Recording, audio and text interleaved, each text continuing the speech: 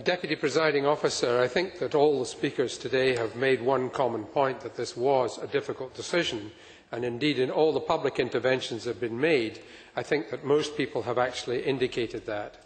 I do object to the fact that some members of the SNP have consistently indicated that anyone who actually criticises any part of this decision or the process that led to it as lacking in compassion. I find that actually quite offensive. They have no particular cloak of compassion. I think it's been said. I want to concentrate on two issues where I feel that in the process of reaching this decision, that the Cabinet Secretary was misguided and failed in his duty to this Parliament, to the people of Scotland and, most importantly, to the victims of the Lockerbie atrocity.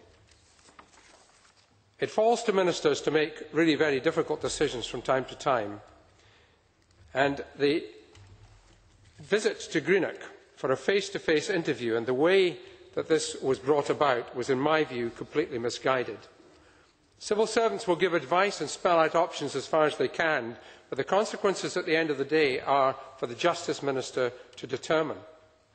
We now know from the correspondence that has been published that it was not Mr McGrachy who sought this face-to-face meeting, but it was indeed the Justice Minister and his department that wrote to Mr McGrachy offering him a face-to-face interview.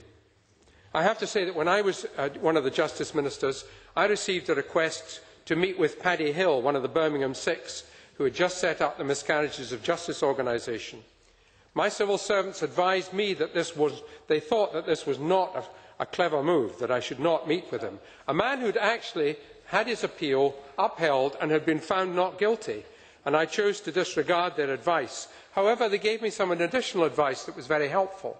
They said that I should make sure that the agenda for the discussion was very clear and did not include cases that were pending, and I should also check as to who he was bringing with him. I did so on their advice and found that Mr Hill was going to bring a Mr Campbell, T.C. Campbell, whose appeal was pending. I did not need their further advice to tell me that meeting someone whose appeal is pending was inappropriate for a Justice Minister. And I think that he failed in this regard, and I have seen nothing in the correspondence to correct this. Claims of natural justice when no face-to-face interview was held with the victims in America is unacceptable as a reason for this. Now we turn to the medical evidence. Ian McKee today has talked about old war horses, of which he and I are probably both, sniffing the air. This is not actually about what will happen to Mr McGrachy. I wish him no ill.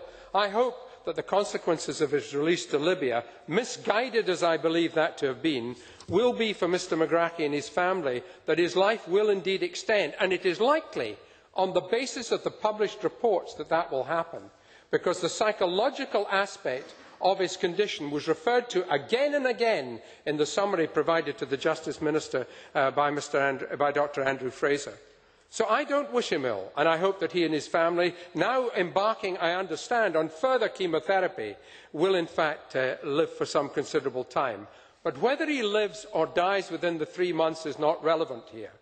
What is important is, did the Justice Secretary, acting on behalf of the Scottish people and the Scottish justice system, seek the medical evidence that allowed him to meet the conditions of release, which were that it was likely that Mr McGrachy would not survive more than 3 months?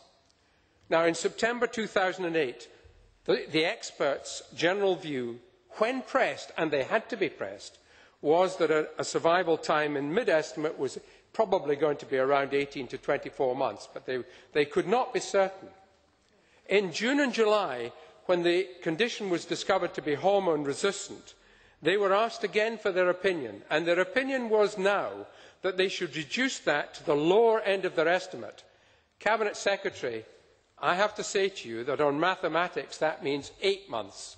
In other words, the experts gave the advice in June and July on the basis of all the evidence presented to them, which may or may not have included face-to-face examination, but nevertheless the experts said that he was likely to survive for 8 months. And yet, within 2 days of his application for release on compassionate grounds, and within a week of that application, we have a single medical officer indicating to the prison medical advisor that his condition had deteriorated. I am not surprised it had deteriorated, because the pressure that Mr McGrachy must have been under with meetings with yourself, Cabinet Secretary, and the question of having to give up the appeal, which he desperately wanted to continue in order to, in fact, deal with his guilt, that pressure must have been quite enormous. So his deterioration, I think, was to be expected. Now, at that point, Cabinet Secretary, if I had been the Justice Minister,